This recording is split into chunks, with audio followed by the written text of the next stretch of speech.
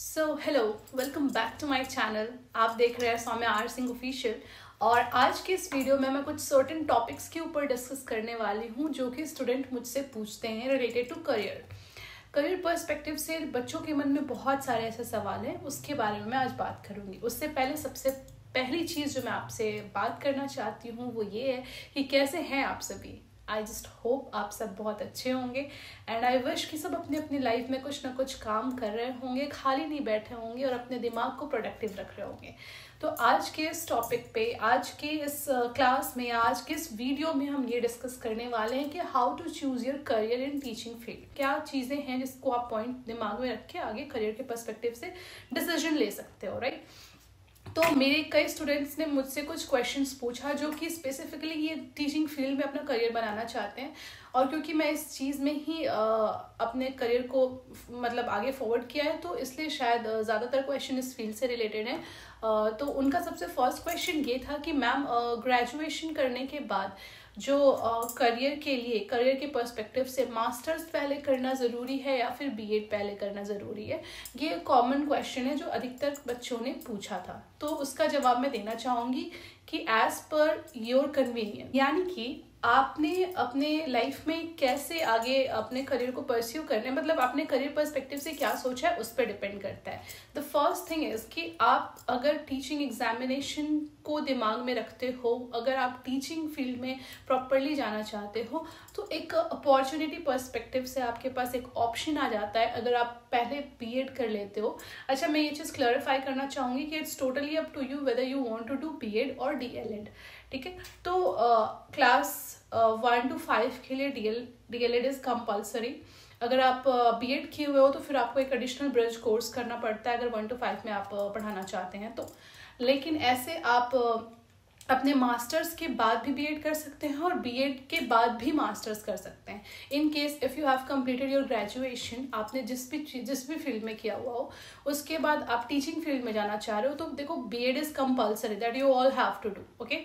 सो आप अगर बीएड पहले कर लेते हो और जो आपका मास्टर्स है वो बाद में करते हो, तो इससे कोई नुकसान नहीं है बल्कि एक फ़ायदा है, ठीक है। क्या है कि जो भी एग्जामिनेशंस आपके टीचिंग पर्सपेक्टिव से आते हैं वो एग्ज़ाम आप अप्लाई कर सकते हो, आप उसमें बैठने के लिए एलिजिबल हो सकते हो, एटलीस्ट क्लास 10 तक के लिए तो हो सकते हो।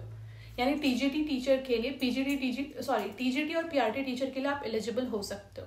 तो ये आपके पास एक मेरिट पॉइंट आ जाता है, क्योंकि अगर आपने बीएड पहले कर लिया है तो वो एक बेसिक क्राइटेरिया है जो हर एग्जामिनेशंस में पूछते हैं। तो अगर आप बीएड कर चुके होगे तो आप सीटेट के फॉर्म भी अप्लाई कर सकते हो और आप सीटेट भी क्वालिफाई कर सकते हो। तो आप जितने भी सेंट्रल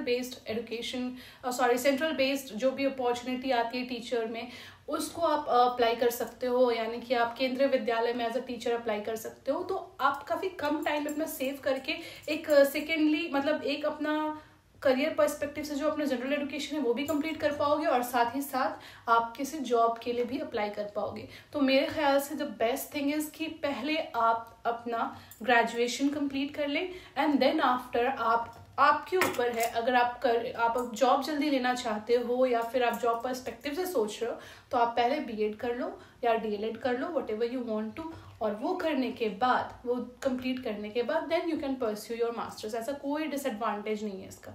और सेकेंड थिंग इज़ कि अगर आप पहले मास्टर्स कर लेते हो और देन बीएड करते हो तो it's totally up to you. अगर आपको आगे करना है इस तरीके से तो आप कर सकते हो, बट द थिंग इज़ कि अगर आप उस बीच कोई टीचिंग रिलेटेड एग्जामिनेशंस आते हैं तो फिर आप वहाँ रह जाओगे, क्योंकि वहाँ पे आपका एलिजिबिलिटी क्राइटेरिया मांगेगा बीएड, वो आपके पास उस वक्त होगा नहीं। तो बीएड पहले करने से एक ये हमारे पास एक इम्पॉर्टेंट और क्या हथियार आ जाता है जिसके थ्रू हम इसको अप्लाई कर सकते हैं, एग्जामिनेशंस को टीचिंग रिलेटेड अप्लाई कर। एक्चुअली जब मैं मेरा ग्रेजुएशन परस्यू कर रही थी उसके बाद जब मेरे पास भी ये आया कि डिलेमा कि मैं क्या चूज़ करूं, मास्टर्स पहले करूं या बीएड, तो मेरी मदर क्योंकि स्कूल में हाई स्कूल टीचर हैं वो, तो उनको ये आइडिया था कि एग्जामिनेशंस ऐसे आते रहते हैं तो वो रिलेटेड आप फॉर्म पहले अप्लाई कर सको, इसके लिए बीएड कर लोगे तो एटलीस्ट क्लास 10 तक के टीचर तो आप बन सकते हो। क्योंकि देखो, पीआरटी टीचर, टीजीटी टीचर और पीजीटी टीचर, ये 3 टाइप के टीचर होते हैं, जिसके लिए मैं एक अलग वीडियो बनाऊंगी, उसमें मैं आपको क्लियर करूंगी क्या होता है। तो आप कम से कम टीजीटी टीचर तक के फॉर्म अप्लाई कर सकते हो, आप स्टेट लेवल भी अप्लाई कर सकते हो और सेंट्रल लेवल भी। सेंट्रल लेवल क्यों कर सकते हो? क्योंकि आप जो है वो बीएड कर चुके हो तो आप सीटेट के लिए एलिजिबल हो, ठीक है।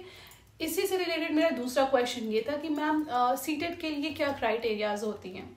तो सीटेट के लिए पहले तो आपका ग्रेजुएशन हुआ होना चाहिए, and the second thing that is most important is your BEd और डीएलएड। आ गया ना यहाँ पे फिर से, तो फिर इस चीज़ को क्यों डिले करना, इसको पहले कर लो, then you complete your masters, isn't it? So मुझे लगता है कि सीटेट के लिए भी क्या होता है कि आप पहले बीएड मांगता है तो आप बीएड का कोर्स कर लो या फिर डीएलएड का कोर्स कर लो, तो आप सीटेट के लिए भी एलिजिबल हो जाओगे और साथ ही साथ एसटेट के लिए भी एलिजिबल हो। एक और क्वेश्चन था मैम सीटेट क्या है? तो it's a central teacher eligibility test, okay. मतलब केंद्र सरकार द्वारा ये एग्जाम लिया जाता है और जितने भी केंद्र सरकार के द्वारा चलाए जाने वाले स्कूल हैं, संस्थान हैं, स्कूल स्पेसिफिकली हम टीचिंग की बात करें इसलिए, उसके लिए एक एग्जामिनेशन होता है, एक एलिजिबिलिटी टेस्ट होता है। अगर आप उसको क्वालिफाई कर लेते हो तो आप केंद्र सरकार के द्वारा संचालित किसी भी विद्यालय में जाने के लिए एलिजिबल हो सकते हो, ठीक है।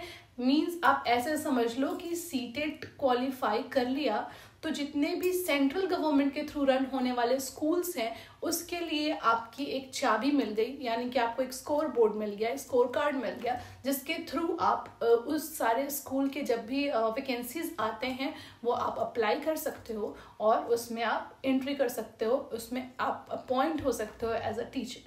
और इसके बाद एक क्वेश्चन ये था कि मैम सीटेट क्वालिफाई कर लिया तो क्या मतलब कैसे अप्लाई करेंगे? मतलब क्या सिर्फ सीटेट अप्लाई करने के बाद डायरेक्टली हमारा किसी भी सेंट्रल स्कूल में अपॉइंटमेंट हो जाता है?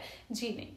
तो मैं आपको ये बात बताती हूँ कि सेंट्रल टीचर एलिजिबिलिटी टेस्ट यानी सीटेट जो है वो एक मीडियम है, एक आपका एक रास्ता है, एक आपकी वो चाबी है जिसके थ्रू आप अलग अलग तालों को यानी अलग अलग स्कूल को इंटर करने का एक रास्ता है, जा सकते हो। जैसे आपने सीटेट क्वालिफाई कर लिया तो जितने भी सेंट्रल गवर्नमेंट के थ्रू रन होने वाले स्कूल हैं वो अपनी अपनी वैकेंसीज निकालते हैं और उस वैकेंसीज के अकॉर्डिंग आप सब्जेक्ट देख लो कि आपके सब्जेक्ट की वैकेंसी आई है या नहीं आई है, फिर आप अप्लाई कर सकते हो। और क्यों एलिजिबिलिटी क्राइटेरिया आपका सीटेट मांगता है, बीएड आप हो तभी आप सीटेट कर रहे हो तो बीएड प्लस सीटेट मांगता है या फिर डीएलएड प्लस सीटेट मांगता है, तो आप उसको कर सकते हो अप्लाई। एंड देन उसके बाद उसके एग्जामिनेशंस होते हैं, उन सारे स्कूलों के एग्जामिनेशन होते हैं, जैसे एनवीएस हो गया, केवीएस हो गया, केंद्रीय विद्यालय, नवोदय विद्यालय, इन सब के अपने एग्जामिनेशन होते हैं। तो आप या फिर कई जगहों पे सीटेट लाइक कंपलसरी कर दिया, आर्मी स्कूल में सीटेट मांगता है, तो ये सारी एग्जामिनेशन स्कूल की एग्जामिनेशन आप दे के अगर आप उसको क्वालिफाई कर लेते हो then you can go for appointment वाला प्रोसेस आपका शुरू हो जाएगा। इसके बाद अलग अलग टीचिंग एग्जामिनेशन के बारे में बताने के लिए बच्चों ने मेरे को बोला था, तो जो मैंने एग्जामिनेशंस दिए हैं मैं उस बेसिस पे आपको कुछ पॉइंट्स बता देती हूँ कि अगर आप टीचिंग पर्सपेक्टिव से सोच रहे हो तो आपको कुछ कुछ चीज़ें करनी बहुत ज़रूरी है। सो अगर आप टीचिंग एग्जामिनेशन के बारे में सोच रहे हो या अगर आप अपना टीचिंग में फील्ड करियर बनाने के लिए सोच रहे हो तो आपको कुछ चीज़ें अपने दिमाग में सेट कर लेनी है। सबसे first is that you have to do your graduation, okay, and then after the basic and compulsory thing is B.Ed और D.L.Ed। आप कोई भी टीचर ट्रेनिंग कोर्स कर सकते हो और उसके बाद you can pursue whatever you want to। if you want to pursue your masters, अगर आप PGT टीचर बनना चाहते हो तो for that masters is compulsory, means PG you have to do that। But अगर आप क्लास 10 तक के टीचर यानी PRT PG और TGT टीचर बनना चाहते हो तो उसके लिए you have to do your B.Ed और D.L.Ed। कोई भी टीचर ट्रेनिंग तो मतलब कंपलसरी है, ठीक है। तो ये कुछ सर्टेन चीज़ें हैं और अगर आप ये सारी चीज़ें कर लेते हो तो आप किसी भी स्कूल के लिए किसी भी स्कूल, गवर्नमेंट स्कूल में एज अ टीचर काम कर सकते हो। ये बेसिक चीज़ें हैं जो अगर आप टीचर बनना चाहते हो किसी भी गवर्नमेंट स्कूल में तो आपको करनी होगी, ठीक है। इसके अलावा अगर आप टीचिंग फील्ड में अपना कुछ और आगे करना चाहते हो तो मास्टर्स अगर आपने कंप्लीट कर रखा है तो आप PGT टीचर यानी +2 के टीचर बनने के लिए भी एलिजिबल हो सकते हैं। अगर आपको ये वीडियो नॉलेजेबल लगा, इन्फॉर्मेटिव लगा, then please do like the video and share this video among your friends जो भी टीचिंग में अपना करियर बनाना चाहते हैं या फिर कोई ऐसे भी जो आगे जाके टीचिंग फील्ड में अपने करियर को एक्सप्लोर करना चाहते हैं, तो उन तक ये वीडियो शेयर करें। और अगर आपके कोई भी रिव्यूज़ हों, कोई भी सजेशंस हों, कोई भी क्यूरीज हों, तो उसको प्लीज़ कमेंट सेक्शन में लिखें। मैं पढ़ती हूँ और मैं उससे रिलेटेड कोई ना कोई वीडियोज़ के थ्रू आंसर दे देती हूँ। So please do that. And अगर आपने मेरे चैनल को अब तक सब्सक्राइब नहीं किया है तो please do that, subscribe my channel और बेल आइकन को हिट करना बिल्कुल मत भूलिएगा, ताकि मेरे जो भी वीडियोस आते हैं उसकी इन्फॉर्मेशन आप तक पहुंचे। और बस ऐसे ही अपना प्यार बनाए रखिएगा। And thank you for watching my videos and liking it and subscribing my channel. Thanks a lot.